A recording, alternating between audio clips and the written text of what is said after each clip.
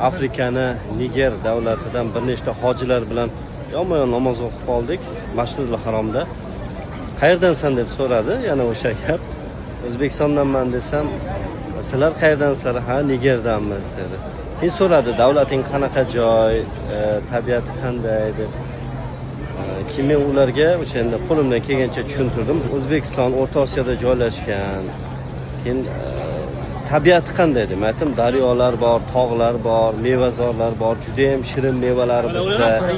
Desam, boyagilar menga hayron qolib, sen Qur'ondagi jannat haqidagi oyat, suralarni sharhini aytyapsan-a deyapti. Jannat haqida gapiryapsan-a dedi. Ochig'i juda ham ta'sirlandim. Aytdim, yo'q, haqiqatan ham bizda shunday desam, biz faqat Qur'onda o'qiganmiz bunaqa narsalarni, hadislarda o'qiganmiz. Jannatda bo'ladi deb bilardik. Yer yuzida bormi shunaqa joy dedi. Haqiqatda vatanimizga ko'z tegmasin, tinchligiga, jannat makon. Alloh taolo panohida asrasin. Ulug'imsan vatanim